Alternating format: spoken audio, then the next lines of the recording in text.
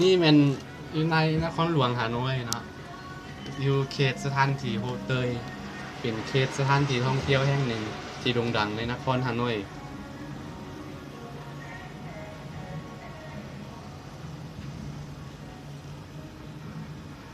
มีแต่กระเบื้องสีแดงกวงก็ครับประกันเล็กตอนมาที่นี่ก็เจอกับมาผ้ามาทั่วฮานอยนักเรียนลาวฟรีมาเด็กกินอาหารบุฟเฟ่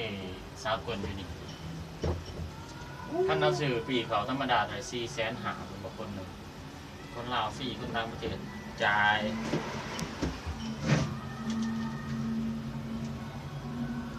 ตัวสูงขนาดเกี่ยมในเห็นมันก็ดีเลยเขาลิ้นอันนี้นะ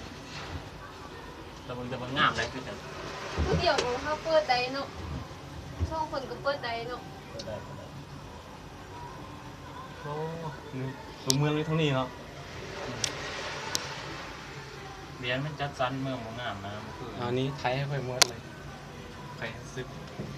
เบาไหมหยับ ตอนนี้รถไฟไต่ทางกำลังแล่นขึ้นอยู่นะ วันนี้เป็นวันพิเศษเนาะพอดีเป็นใกล้สิฮอดบุญปีใหม่แล้วก็คือบุญสงกรานต์ของลาวเฮาเนาะแต่ว่าบ่ได้กลับบ้านบ่ได้กลับลาวแต่ว่าได้มาเที่ยวอยู่ฮานอยเขตสถานที่ท่องเที่ยวที่โด่งดังเนาะรู้สึกว่ามีความสุขหลาย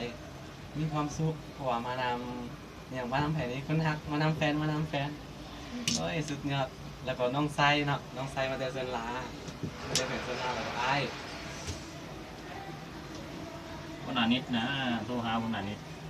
มุมที่เห็นอยู่ทั้งหลังนี่เป็นตัวเมืองกรุงนครหลวงฮานอยหาปลดปล่อยได้30 กว่าปีแต่ว่าพัฒนาหลายเห็นมันพัฒนาหลายเนาะ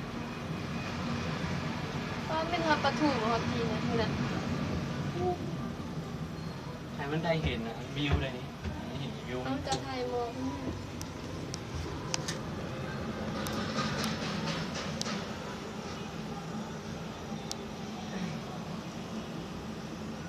งามหลายโอ้สุดยอด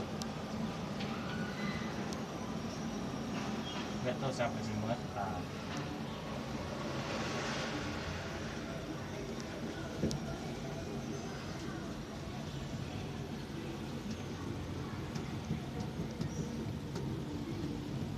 เอาสิครับยังไงนี่ที่แท็กซี่เมื่อหอดเลยวะ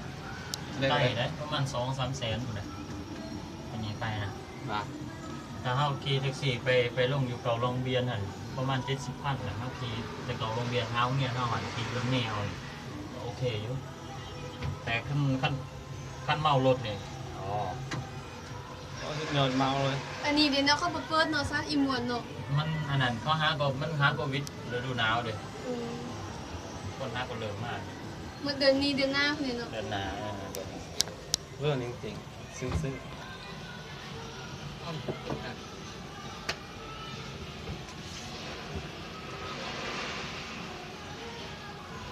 นี่อย่างมองเนี่ย